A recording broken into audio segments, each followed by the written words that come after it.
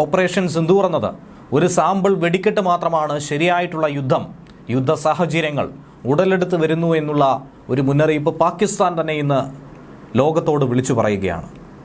പാകിസ്ഥാൻ സൈന്യം ഇന്ത്യയുടെ സംയുക്ത സൈനിക അഭ്യാസത്തിലടക്കം ഏറെ ജാഗ്രത പാലിക്കുന്നതിന് കാരണവും ഇതുതന്നെയാണ്. ഏത് നിമിഷവും അതിർത്തി ഭേദിച്ചുകൊണ്ട് ഇന്ത്യൻ മിസൈലുകൾ, ബ്രഹ്മോസ് അടക്കമുള്ള മിസൈലുകൾ പാഞ്ഞെത്തുമെന്നുള്ള ഭയം തന്നെയാണ് ഓരോ ദിവസവും അവരെ വേട്ടയാടിക്കൊണ്ടിരിക്കുന്നത്.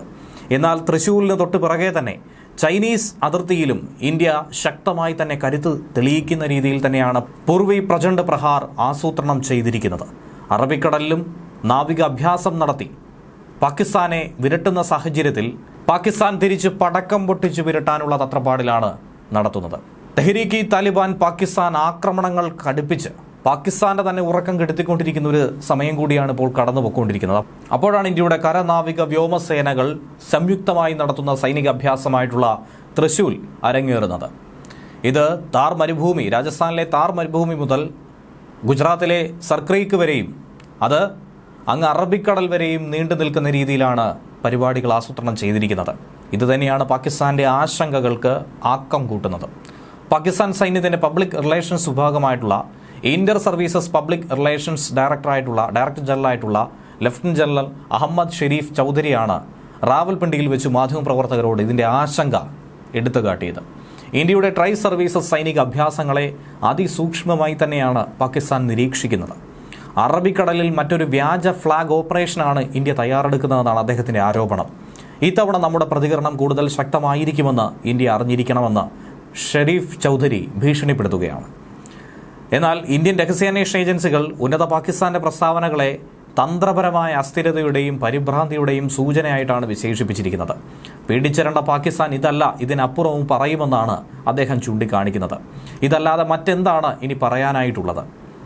DGയുടെ ഈ പ്രസ്താവന വെറുമൊരു ആഖ്യാനം മാത്രമാണ്. കണ്ണിൽ പൊടിയിടാനും ജനങ്ങളെ ഒത്തൊരുമിപ്പിച്ച് നിർത്തി ഒരു യുദ്ധ സാഹചര്യം വരുമ്പോൾ ഏവരും ഐക്യത്തോടെ നിൽക്കും, മറ്റ് രാഷ്ട്രീയ സാമ്പത്തിക സാഹചര്യങ്ങളൊക്കെ മറന്നുപോകുമെന്നുള്ള ഒരു ചിന്താഗതിയാണ്. രാജ്യത്തിനുള്ളിൽ ഇന്നുണ്ടായിരിക്കുന്ന ആഭ്യന്തര സാഹചര്യം അവരുടെ നിയന്ത്രണത്തിൽ നിന്നും കൈവിട്ടുപോയി.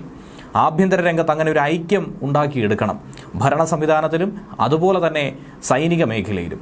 ഇതിനു വേണ്ടിയിട്ടുള്ള ഒരു കണ്ണിൽ പൊടിയിരുന്ന തന്ത്രമാണ് ഇന്ത്യക്ക് നേരെയുള്ള ഈ ഭീഷണികളൊക്കെ തന്നെ.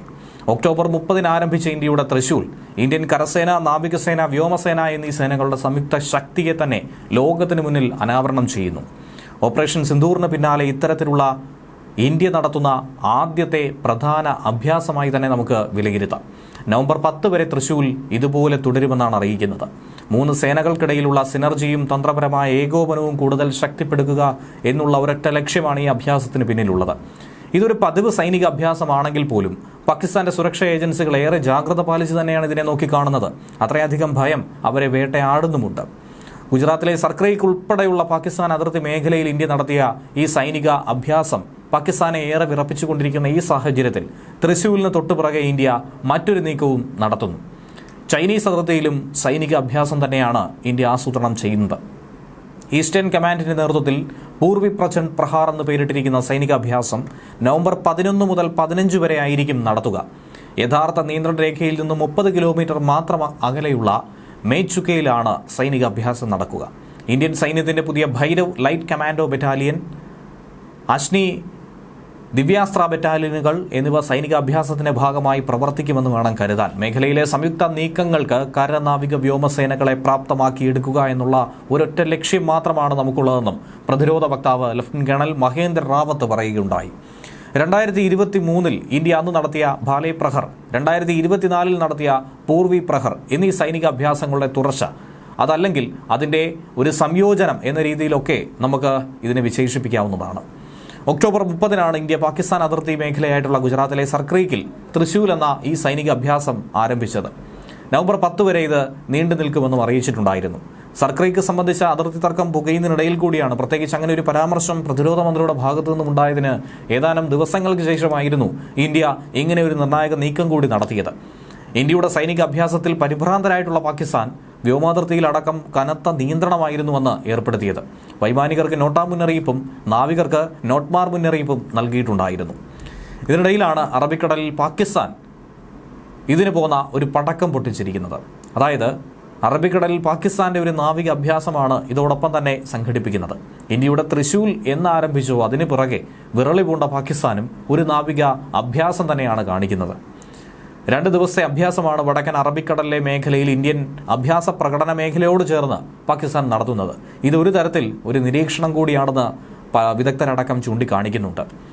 ഭയം ഏറെ കൂടുമ്പോൾ ഇതല്ലാതെ മറ്റു മാർഗമൊന്നും തന്നെ പാകിസ്ഥാന് മുന്നിലില്ല എന്ന് പലരും വ്യാഖ്യാനിക്കുന്നുണ്ട്. പാകിസ്ഥാൻ അതിർത്തി മേഖലയിൽ ഇന്ത്യ നടത്തുന്ന ഈ സൈനിക അഭ്യാസത്തെ തന്നെയാണ് ഏറെ അവർ പേടിപ്പെടുന്നത്.